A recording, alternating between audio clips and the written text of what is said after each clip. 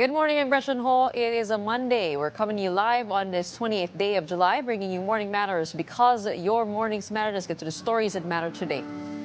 President Bongbong Marcos delivers his fourth State of the Nation address today, marking the midpoint of his term.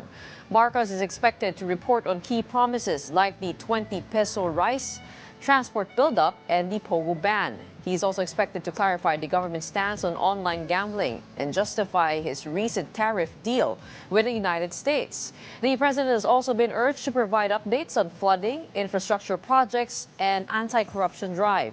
Malacañang said Marcos is focused on showing what his government has done and what is next.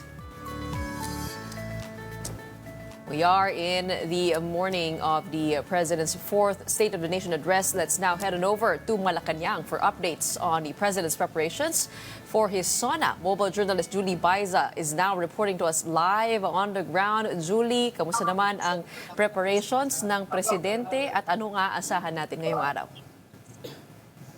Gretchen, the President and the Palace is ready for President Ferdinand Marcos Jr.'s fourth State of the Nation address. Kagabi naglabas ng video ang Pangulo at ang Palasyo na ipinapakita yung naging paghahanda ng Pangulo. He was joined by different officials from the Presidential Office. The President's schedule has been pretty tight lately, as we all know, na nagkaroon siya ng state visit or official visit sa United States. Recently doon nga nasabi niya na meron siyang loss na 4 days doon sa kanyang preparation. So kailangan nga daw paghandaan at bawiin yan. As for his speech, sinabi ni PBBM na it would be a little different from the previous SONA speech kasi iba-iba naman daw yung estado ng nation sa bawat taon. So iba-iba rin yung kanyang iuulat at ire-report. PBBM added na magkakaroon daw siya ng pagdidiscuss o tatalakayin niya yung iba't ibang proyekto ng administrasyon. He also mentioned that he would focus on programs na initiate ng kanyang administrasyon at mga plano pang tapusin hanggang sa end ng kanyang termino. Sa ngayon, Gretchen, medyo maulan itong umaga natin dito sa Palasyo at naghihintay tayo ng update from different officials kung ano ba yung mga last-minute preparations na ginagawa ng Pangulo. Julie, kung matatandaan mo sa kanyang huling SONA, may pasabog ang Pangulo tungkol na lang doon sa POGO ban. May aasahan ba tayo? May naririnig ka ba dyan na magiging bombshell announcement from the President? Actually, matunog na nga na ilang araw or linggo na nga pinag-uusapan kung magkakaroon ba ng sagot ng Pangulo tungkol naman doon sa online gaming na marami nang humihiling na ipaban yan. Pero consistently sinasabi ng Palasyo na kailangan niyang pag-aralan. Even si PBBM tinanong siya, ano yung pinaka magiging pasabog kumbaga sa kanyang fourth SONA. Sinabi nga niya, huwag siyang i-preempt kumbaga, parang intayin kung anong magiging ulat niya sa bayan. Patungkol naman sa impeachment, nung Friday lang lumabas itong hatol ng Korte Suprema, yun kaya may babanggit din. Inaasahan natin na magbabanggit, hindi lang si PBBM, other palace officials, inaasahan natin na magsasalita tungkol dyan. Kasi ang sabi nila nung nakaraan, nire-review pa or iniintay pa kung ano yung, nire-review pa daw yung buong naging desisyon. Kaya hindi pa sila nakapagbigay ng anumang matindi, kumbagang, or solid statement. Ang isa sa mga tinitignan ay dito sa kanyang speech ay kung gaano kahaba. Kung titignan mo, Julie, yung first SONA ni President Bongbong Marcos noong July 2022 ay 1 hour 14 minutes. Kasunod niyan yung pangalawa, 1 hour 11 minutes. Yung susunod, 1 hour 22. Ano kaya ang length ng kanyang speech mamaya? Dahil tanong na rin sa kanya yan previously, na kung magiging mahaba ba o mas maiksi. Ang sinasabi kasi lagi ng PCO, si PBBM gusto niya straight to the point. Gusto niya parang as much as possible talagang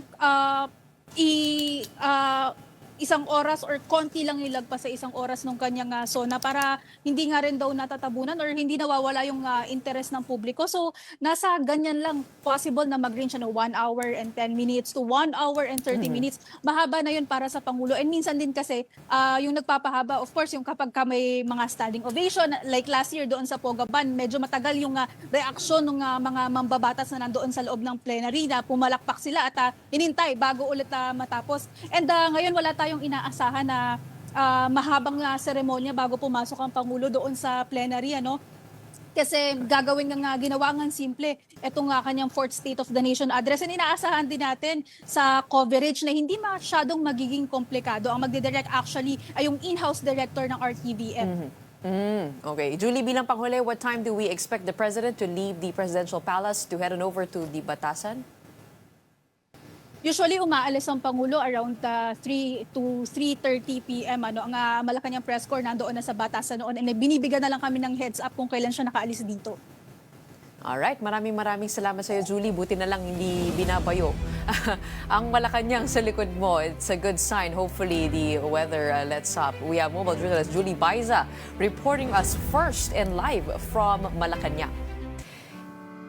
Now, let's move on over to the preparations at the Senate. We have mobile journalist Merimon Reyes with the latest. Merimon, what is the atmosphere like there right now? How are senators preparing for the opening of the 20th Congress? Good morning, Gretchen. Around 10 o'clock a.m., the session of the Senate under the 20th Congress will formally open, and part of the agenda would be the election for Senate leadership. So that would include the position for Senate presidency, Senate President pro tempore, and Senate Majority Leader. So later on, we will find out if Senate President Chis Escudero will continue with his leadership, or if Senator Tito Soto, as vouched by several lawmakers, also would become Senate Minority Leader, or if there would be a turnaround when it comes to the votes of the senators. When it comes to the preparations before President Marcos' State of the Nation address, Senate President Escudero also ordered for the removal of the red carpet, because as we know in previous years, there is a red carpet here wherein the lawmakers would have a media photo opportunity gracing in their outfits. So this is in light of the recent typhoons and floodings, and several lawmakers also called for the simplicity of the ceremony, and including Senator Loren Legarda, Senator J.B. Ejercito, and they also said that people should focus on things that matter most. So later on the SONA, they're expecting that President Marcos would be tackling major infrastructure projects and flood control measures given the recent typhoons and habagats. Pero so far, dito sa likuran natin, hindi pa natin nakikita yung ilang mga mambabatas. Around 8:30, posible nga pumunta na sila dito, and possibly makarinig na rin tayo kung ano nga ba ang gagawin ng Senado ngayon with the impeachment case against Vice President declared by the Supreme Court as unconstitutional. Gretchen. Okay, Merimon, I see some people there at your back. Do we have any indications as to what the senators are going to be wearing in, a simpler and more austere State of the Nation address?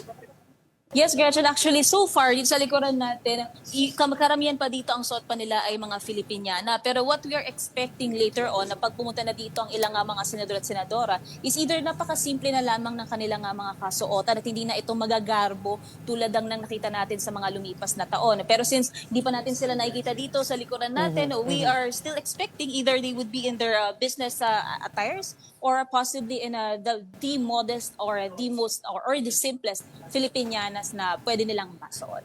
Ay, bilang panghuli, Merimon, what time should we expect the result of that Senate presidency race? Mainit na laban yan bago pa yung SONA mismo. Matagal nang inaantayan. Tama yan, Gretchen. At yung biyahe pa mula dito sa Senado sa Pasay, papunta nga doon sa Batasan, might take around an hour. So inaasahan natin pag nagsimula na yung kanilang session by 10 o'clock a.m., hopefully before lunch, matatapos na ito. Makikita natin yung results ng kanilang election for Senate leadership, at sabay-sabay na nga silang tutungo sa Batasan for the SONA. Gretchen. That's correct, because the 20th Congress officially opens rather today in its first regular session, and both the Senate President and the House Speaker will be elected on this day before the State of the Nation address. Maraming salamat sa iyo, mobile journalist Merimon Reyes, for reporting to us from the Senate in Pasay. Coming right up, the boxing ring for the charity match went on with an empty corner as Davao City Acting Mayor Baste Duterte failed to appear. He is now demanding a new fight date, arguing it should be a raw, pure fistfight stripped of cameras and gloves. And while respecting the Supreme Court's decision, Speaker Romualdez confirms the House will challenge the ruling that declared the impeachment complaint against Vice President Duterte unconstitutional, stripped of cameras. All that and more when Morning Matters returns after a quick break.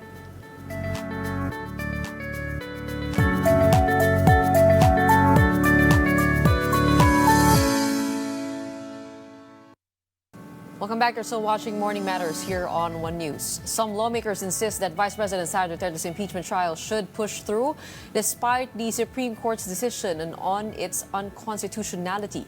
House Speaker Martin Romualdez, meanwhile, said the Congress will challenge the ruling. Here is the report. Senator Bato de la Rosa exclaimed hallelujah following the Supreme Court's decision to declare the articles of impeachment against Vice President Sara Duterte unconstitutional. He said the Holy Spirit defeated the forces of evil. Meanwhile, for another ally of the Vice President, Senator Amy Marcos, the fight appears to be over. She says the Supreme Court ruling should be respected and it's time to stop politicking and do the work. One of the petitioners, Attorney Israelito Torreon, also welcomed the ruling, calling it a victory for the people. But Senator Risa Hontiveros expressed disappointment. The senator questioned how the one-year bar rule could be considered violated when there was only a single impeachment case brought to the Senate. Senator Bam Aquino believes the impeachment trial should push through. Handa na kaming dinggin ang lahat ng ebidensya para makapagdesisyon ng patas bilang mga hukom. Kaya dapat ituloy na yung impeachment trial. Senator Joel Villanueva believes the majority should still have the final say. The senator said it's up to the senator judges within the impeachment court to discuss and decide what happens next. Senator Tito Soto, for his part, wants to hear what the House of Representatives has to say. Merong nag-a-advise sa akin na pwede raw namin pwedeng i-disregard ng Senate yung Supreme Court decision. Because it tramples over the work of the Senate na kahiwalay. Separate body kami. Meanwhile, House Speaker Martin Romualdez said the Congress respects the decision of the High Court, but they will file a motion for reconsideration.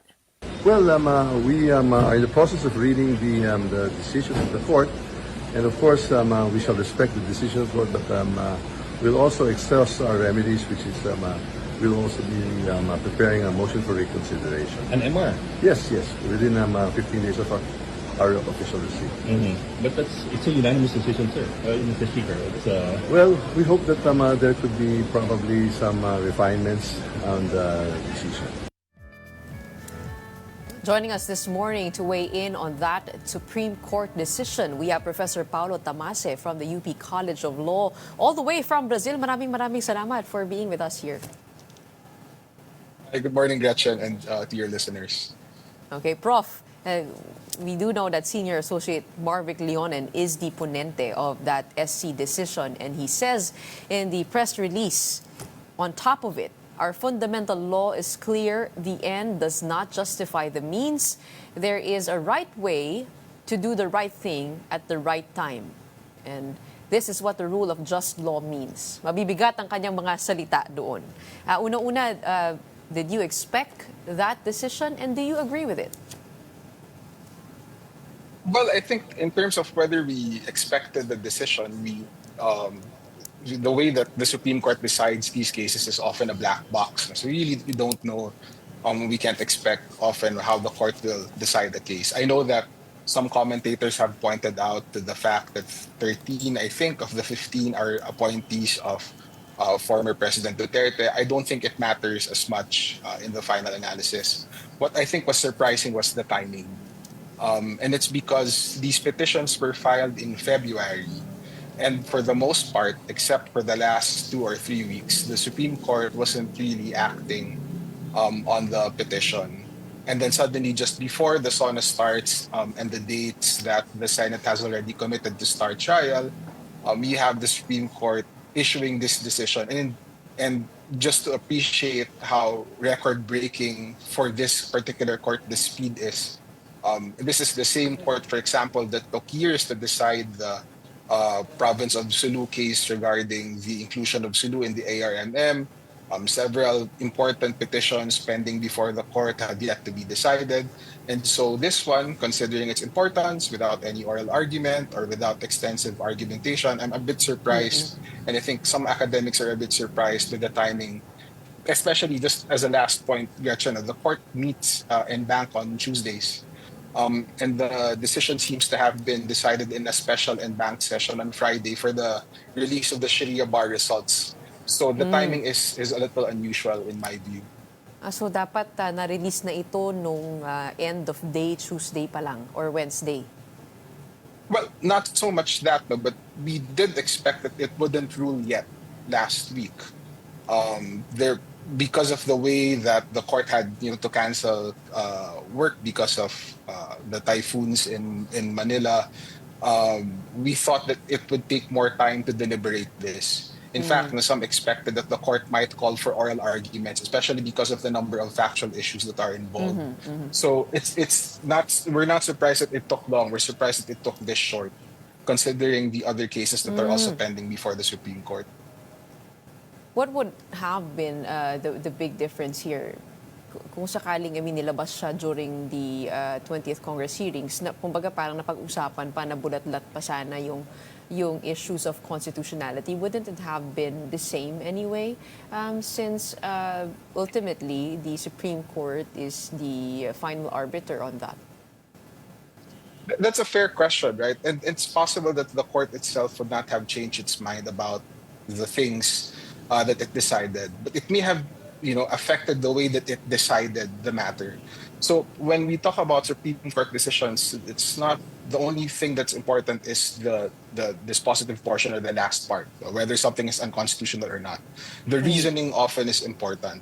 And you have here a 97-page decision that really covers perhaps the entire gamut of impeachment, even in my academic view, things that were not really before the court yet, or things that were not raised by the parties before the court.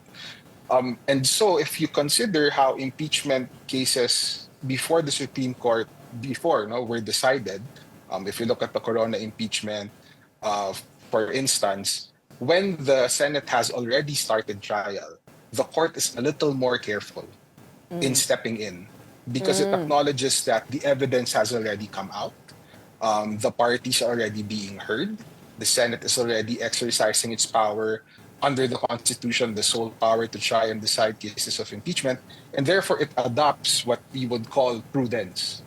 It will avoid making broad categorical rulings on things that are already before the Senate, and it might even delay its opinion to allow the Senate some time to decide.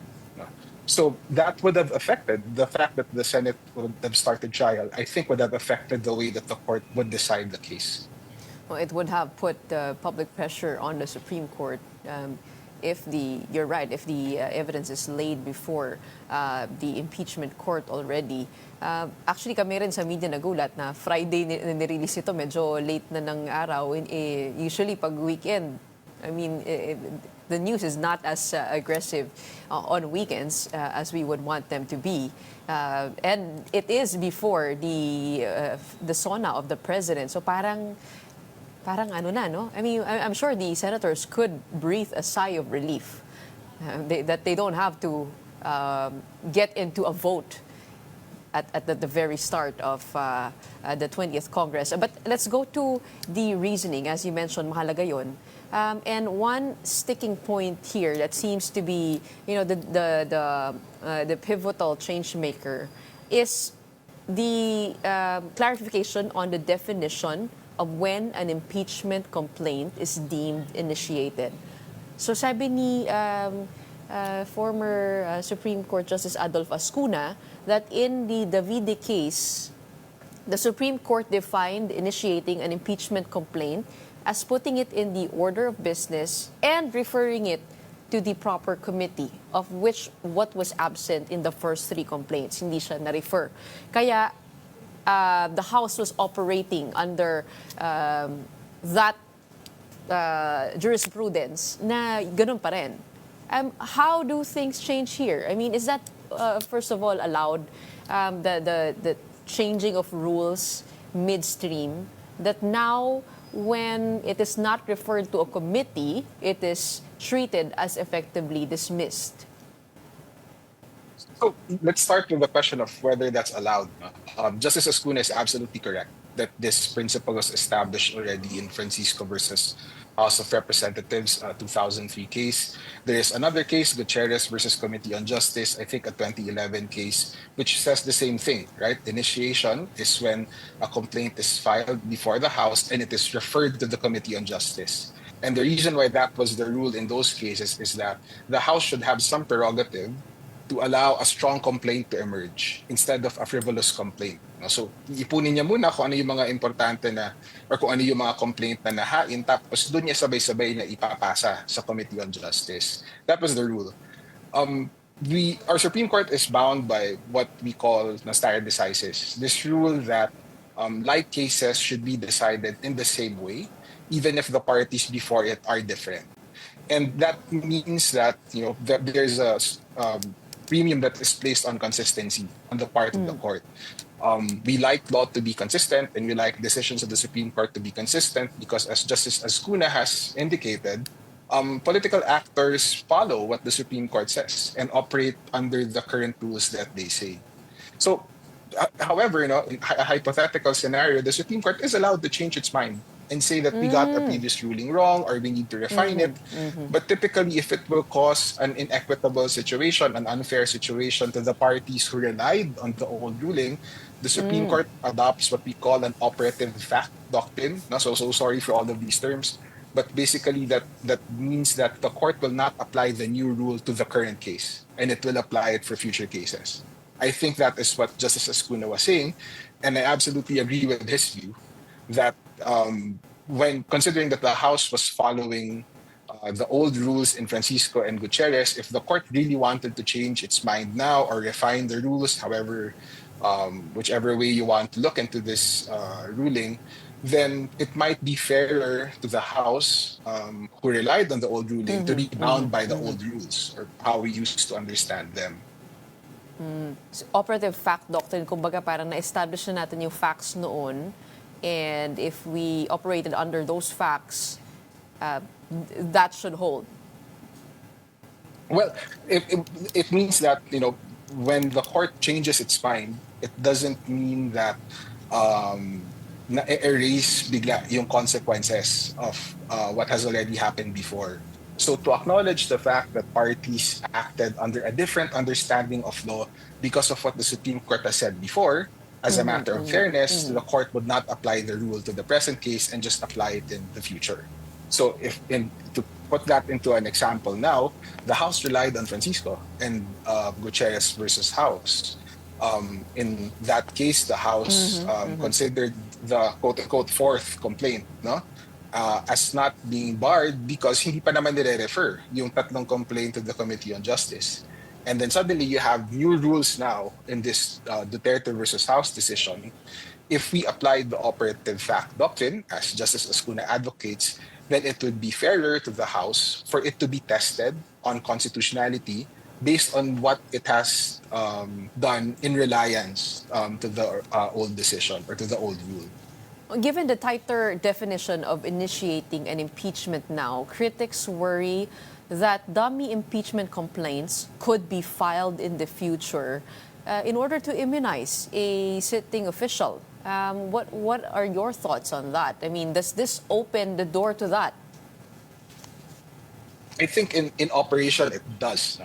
The key thing that this new decision does is to create two sets of rules. So you have one set of rule that applies to impeachments initiated by filing complaints with the House. So there's a citizen who files it, or there's a congressman who files it. And another set of rules, so the court would distinguish it with the impeachments that are initiated by a direct vote of one-third of the House of Representatives. So if you read the decision itself, hindi very clear yung point na yun. But the court makes a very emphatic distinction between the two. So if I were a person who wanted to, let's say, kaalyado ko yung isang impeachable officer, what I would do now is simply to initiate a case, file it with the House, and therefore preclude the second mode of initiating impeachment complaints, which is by the one-third vote of the House of Representatives, the one that was done now in the case of Vice President Duterte. Ipepreclude ko na yun, Maghahain ako ng frivolous na complaint kasi in that sense pala, may filing na meron nang nahain na old complaint. Correct. Okay. Bilang panghuli, no, going to the statement of Soljan Florin Hilbay, he said that he argues that the impeachment is designed to be free from judicial interference, that the text, history, and structure of the Constitution's impeachment clauses assign no role for the Supreme Court as an institution. Do you agree with that? At kung ganun, ba't pa tayo nagpunta doon? So, I understand Soljan Hilbay, who was my constitutional law professor, and his view on this. The Philippine version seems to suggest that the Supreme Court does have a role somehow when it comes to cases of impeachment when there is grave abuse of discretion. And that's something that's in the text of Article 8, Section 1. But I actually agree more with Solicitor General Hilbay that the role of the Supreme Court is very limited. No? And it's really only in very clear cases of grave abuse of discretion and not in cases where there is a plausible excuse on the part of the House. And the reason why that is we go back to American origins of impeachment. In the US, when they were crafting the Constitution, they were trying to decide who would be better to decide impeachment cases. So there was a debate between whether it should be the courts or it should be the Senate. And the Senate won, partly because the impeachment is the only check on the courts, and in our case, the Supreme Court. So if you have the Supreme Court intervening in impeachments, then you open the door to them intervening when they are on trial or when they are being impeached. And that's not really good for our systems of checks and balances. Okay. Does that mean that the Senate can buckle on this and say that we're not going to follow? Is that possible? Because they have done that in the past. Senate President Jesus Escudero himself has mentioned that kung magrurule itong Supreme Court, pwede nilang pagdesisyonan na sundin at pwede din hindi. We looked at the Corona impeachment. No? And the Corona impeachment, in that case, there was a temporary restraining order issued by the Supreme Court against the disclosure of foreign currency accounts of Chief Justice Corona. In that case, the Senate eventually decided to follow the TRO. But what's important there is the Senate decided to vote on it. So they understood and asserted that when it comes to impeachment cases, like starting trial, sila yung Supreme. So I would understand why the Senate would follow that. But I also understand concerns that, this might trigger some constitutional crisis because we're used to a situation where the Supreme Court is the last word on questions of constitutionality.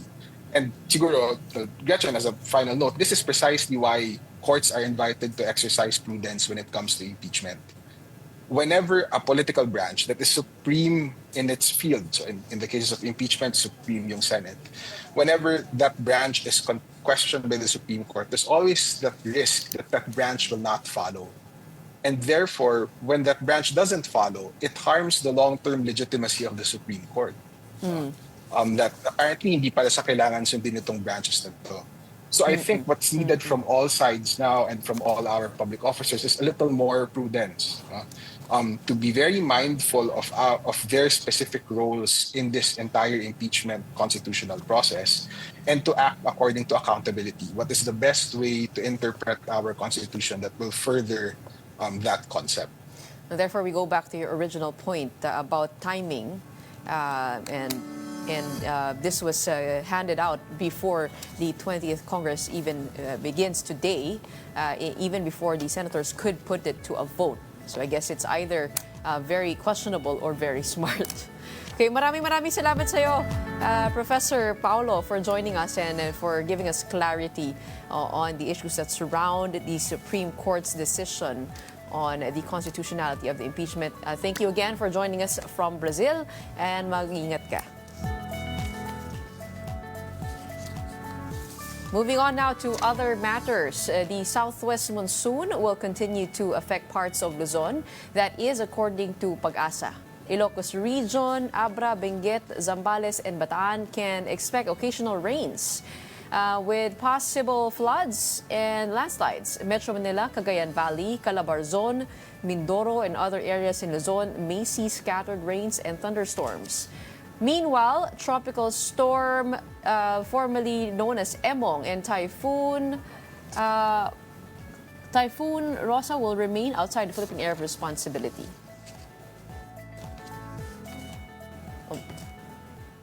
We shall take a quick break before we head on over to more at the Senate, the House of Representatives, and Malacañang. Please keep it here on One News as we bring you Morning Matters.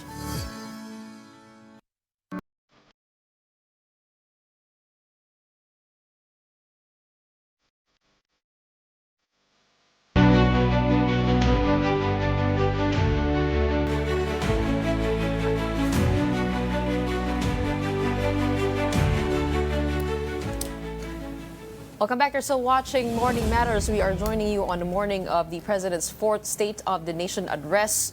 And joining us now for a closer look at what to expect from President Marcos's fourth SONA is political analyst Aris Arugay. He is the chairman of the UP Diliman Department of Political Science. Magandang umaga sa'yo. Magandang umaga, Gretchen. Okay, Professor, let's first set the context of the President's SONA. This is happening after first a disastrous midterm election result for the administration. Second is this comes after the Supreme Court just struck down an impeachment complaint against the president's primary political enemy. And the third important context is this comes after a string of typhoons and a lot of flooding around us. How important is this fourth SONA? Yes, this is indeed the fourth SONA of President Marcos Jr.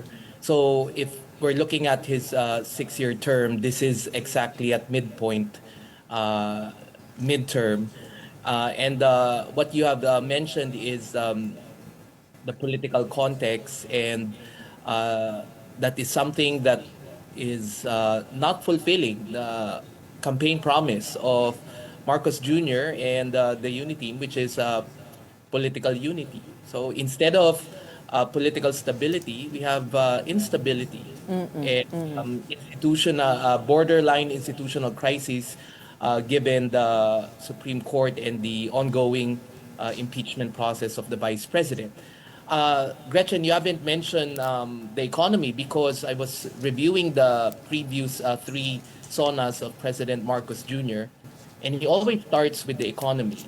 And unfortunately, many of the economic gains or promises that he has made during his presidential campaign and during the first 3 SONAs remain to be unfulfilled. So you're correct. The weather might be indicative of not only the political storm that the country is facing, but also the very inclement economic conditions, despite certain positive developments. But tama ka, no? Mukhang yung panahon nakikibagay dun sa totoong kondisyon ng bansa natin sa ngayon. Mm-hmm. What tone do you expect from President Marcos? I mean, people now expect to see results after his 3 years in office. What tone do you expect, especially with the clarity in political lines? Right. The tone should be something that should show active leadership, decisive leadership, leadership that Filipinos want at this point in our country. And the type of leadership that is expected of a presidential candidate who was able to get a majority of the electorate. Let's remember, only Marcos Jr.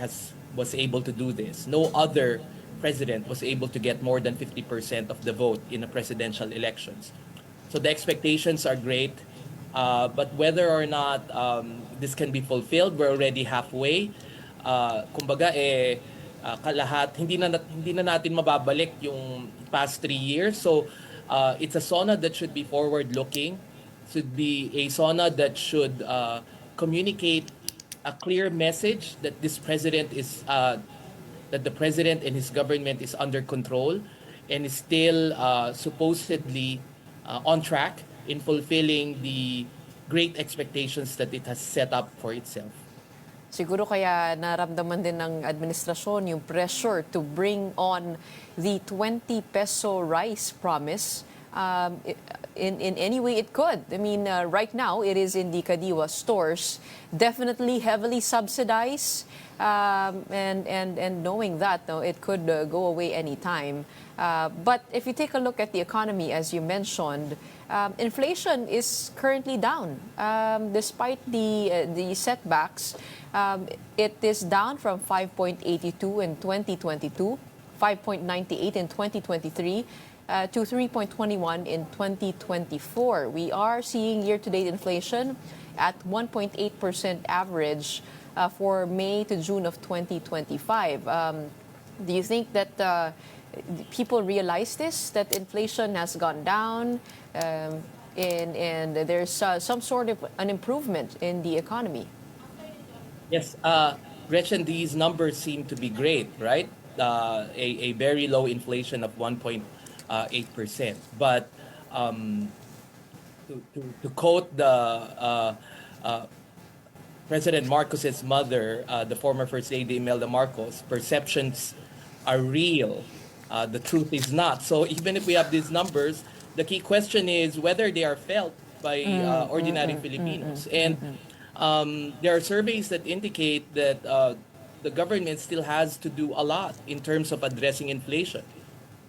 It's still the most pertinent, most important issue that is faced by Filipinos, a majority of Filipinos. And so far, their assessment of the government's efforts remain, there leaves much to be desired to the performance. And yung Kadiwa, I think it should go beyond being symbolic, because at the moment, I do think it is only benefiting a very small minority of the population. So while the government can say that, oh, look, we were already able to fulfill 20 peso kilo rice, but during the campaign in 2022, the promise was that it will be available for everyone, not just for a handful or less than 10% of Filipinos.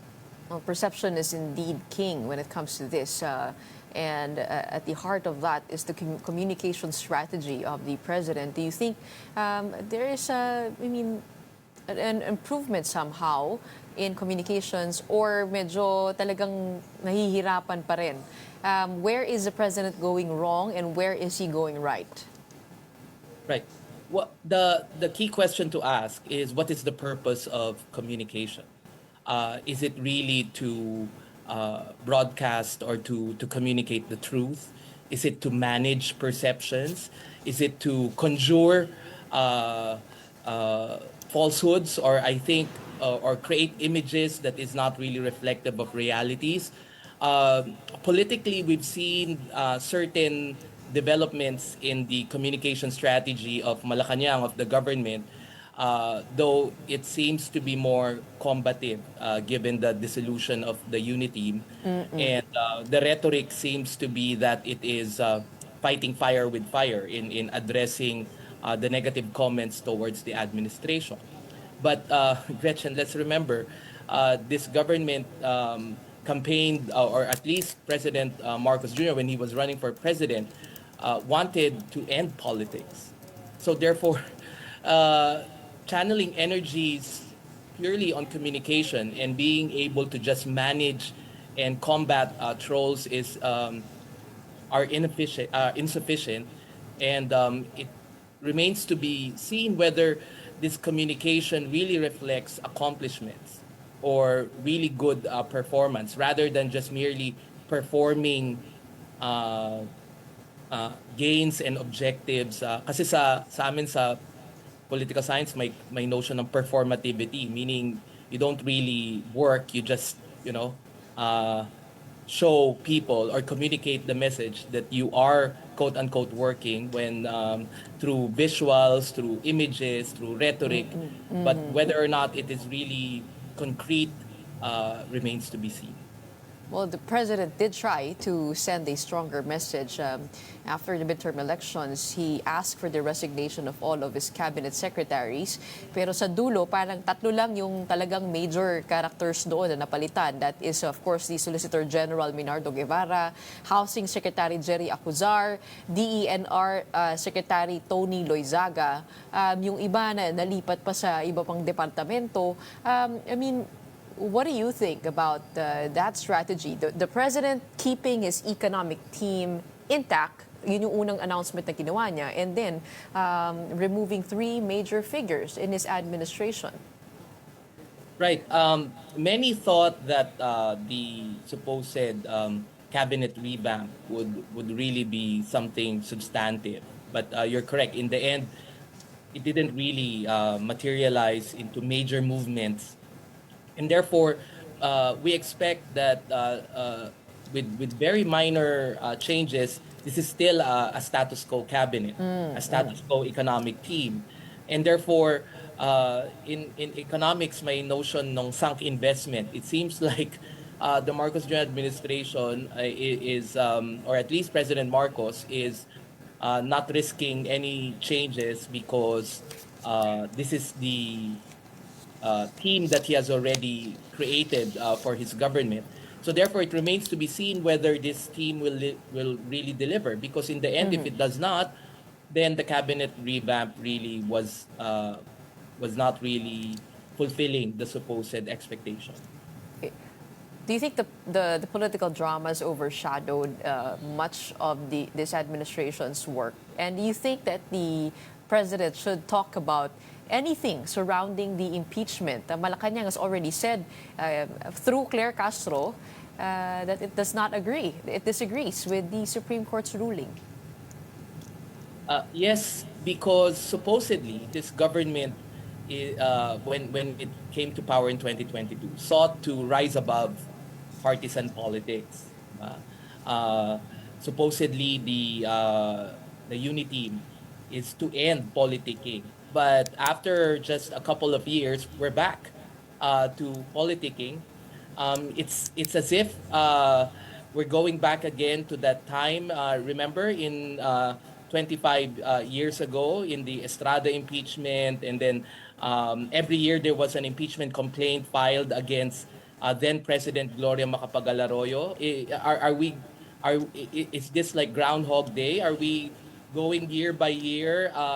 Having this political instability and elite infighting that has no direct impact to the lives of ordinary Filipinos. So, of course, the Supreme Court decision seems to have overshadowed the SONA. No, in terms of the news cycle, Gretchen, if you notice, the SONA today seems to be an afterthought because most of media and everyone is still commenting on the impeachment process. So, in other words, the Dutertes and Sara Duterte seem to have hijacked the news cycle away from supposedly what is to happen today, which is the fourth SONA of President Marcos Jr. What do you think he should focus on in this fourth SONA? What achievements can he harp on at this point? I've mentioned this last year that the best SONA is a true SONA.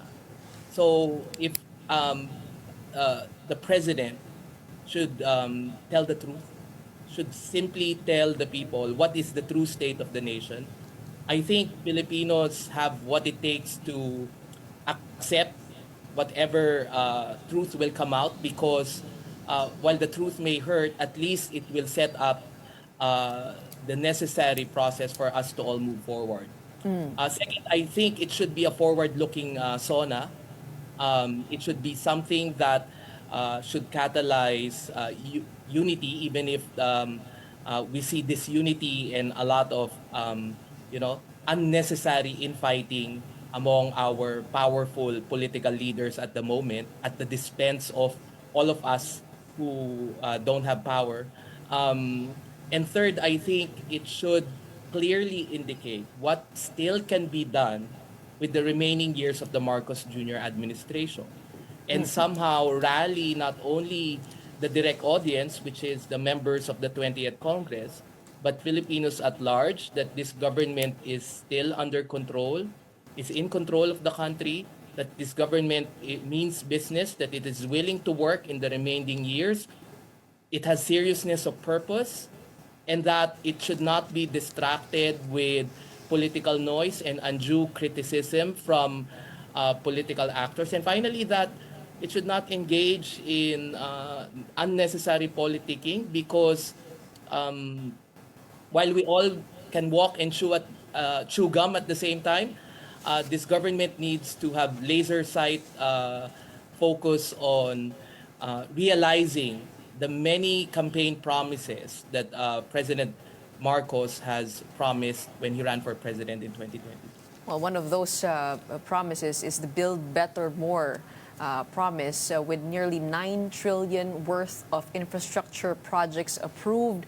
With what you're seeing now, do you think they are delivering on this end? We do see improvements at the NAIA. Napag-uusapan din syempre ngayon yung flood control system natin, which senators and many lawmakers are questioning saan napunta yung pera.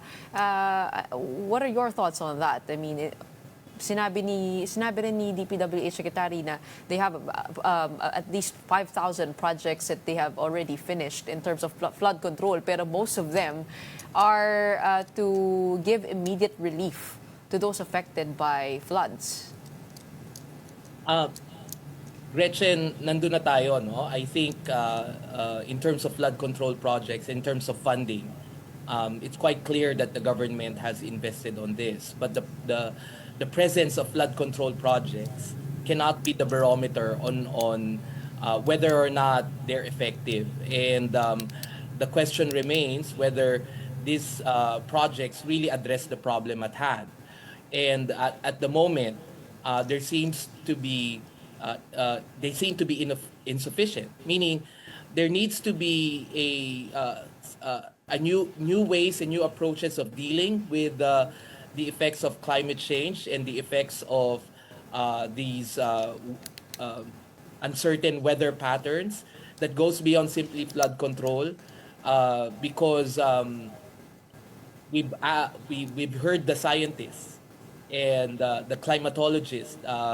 Flood control might just be a band-aid fix, but what is really needed is some forward strategic thinking about how we can rescue urban centers like Manila, because we might have a lot of flood control mechanisms, but if overcapacity and in terms of climate change mitigation, we're not addressing those, then it's not really a holistic approach to the problem at hand.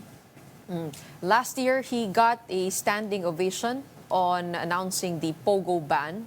Do you expect the same with online gambling? Do you think he will announce his policy on this, or is it not too popular of a move? What is your read on that?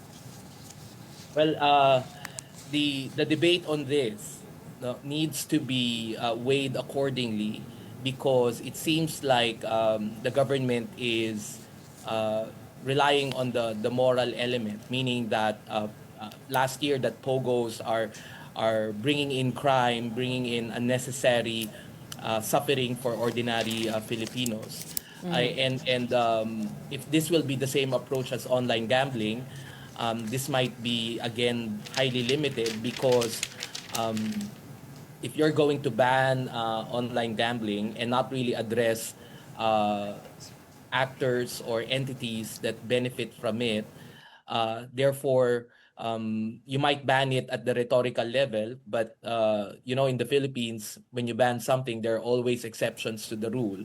So the problem is really implementation.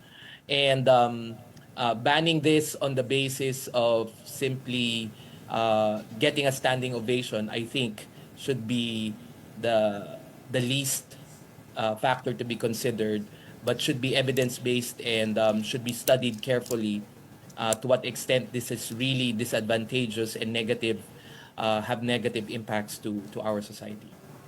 Okay. I guess the final question here is, I mean, if you were to advise the president on which path he should take, he does have 3 years left as president, and one would think that he think about the years after that. I mean, his own survival in this climate, knowing that he already made a lot of enemies with the Duterte arrest, with his policies on going after policemen in the drug war.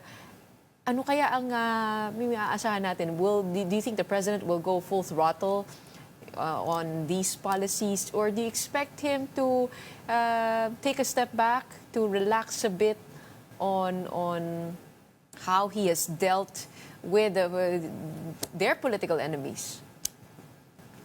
Gretchen, when President Marcos Jr. assumed power, the notion was that it was a restoration of the Marcos family, meaning that this, and in fact even members of their family said that they are lucky to be given this second chance. So therefore, and indeed, it is really quite fortunate for the Marcos family to be able to go back to power, even despite what history has rendered and has taught all of us. So therefore, if I am President Marcos Jr., I think I would clearly think that this is not just about me. It's about the legacy of the Marcos family, and think heavily and think seriously how history will judge them. History has already judged them, but sabi ko nga, they're very lucky to be given a second chance to be rejudged, reevaluated. And therefore, the burden is that in the remaining 3 years, how will they create this legacy, so much so that history will judge them differently this time. It's a huge burden, huge responsibility, but after all, they are the ones who volunteered to come back to power. They were not forced to do this. No one's forcing them, and therefore they have every choice in ensuring that this time around that they will leave a legacy that will not leave a bitter taste in the mouths of Filipinos. Well said, well said. And he has 3 years to shape that legacy and that narrative. In the meantime, we await the President's fourth of the State of the Nation address. Maraming salamat to our political analyst, Professor Aris Arugay, for joining us today and weighing in. Thank you. All eyes are on President Bongbong Marcos as he delivers his fourth State of the Nation address today, July 28. What will he say and what will he leave out? Join One News for an all-day special coverage from the opening of the 20th Congress to the President's speech, all the way to in-depth post-SONA analysis. The state of the nation is sound. The campaign against illegal drugs continues, but it has taken on a new face. Effective today, all pogos are banned.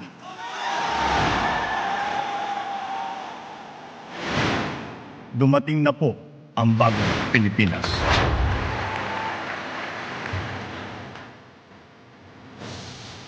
What is the state of the nation according to President Bongbong Marcos? Gains, game plan, hits, misses. SONA 2025, a One News special coverage. All-day coverage.